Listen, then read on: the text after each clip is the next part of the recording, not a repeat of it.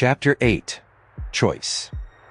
The crickets chirped in his hand, tiny wings brushing the calloused skin of his palm, their fragile bodies pulsing with life.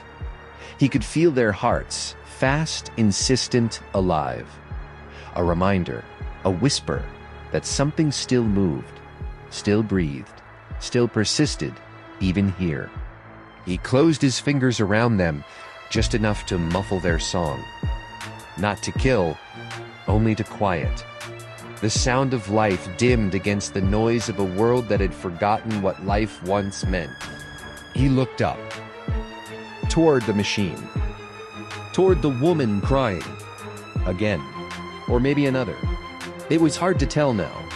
The hungry, the hopeful, the hollow, blurred into one long, numbed procession.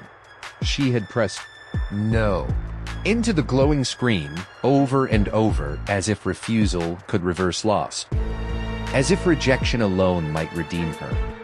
But the machine didn't care. The machine never did. It only asked again and again. Are you still hungry? He was, but not for food. Behind him, the husk of the church slouched against the ash-thick sky, once a sanctuary. Now a ruin.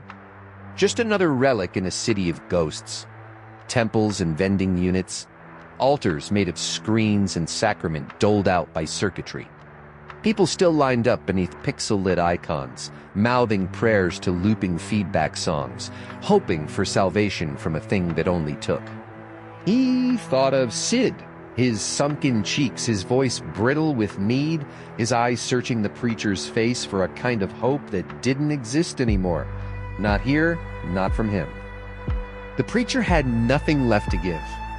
Except maybe this. This choice.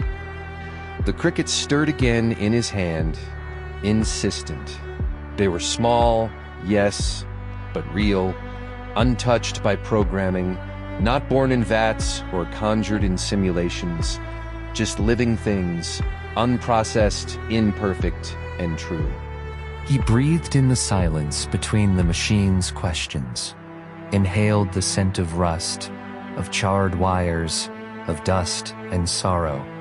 Everything here was ash, even the air, even the people. The machine called it sustenance. The rituals called it meaning. But the children were gone. The joy was gone. What was left?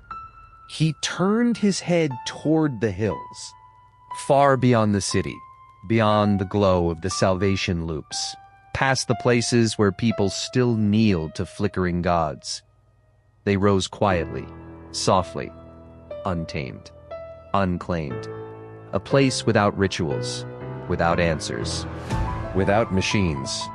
He looked once more toward the device, its surface pulsing, waiting, its question lingering like an ache.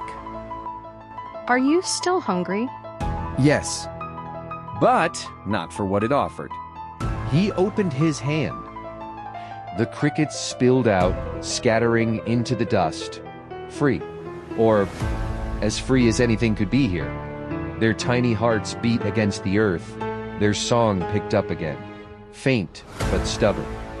The preacher straightened, his joints creaking with age, with memory, with grief. And then, he turned away. He walked. Past the hollowed temples, past the vending shrines, past the praying and the weeping and the endless blinking lights.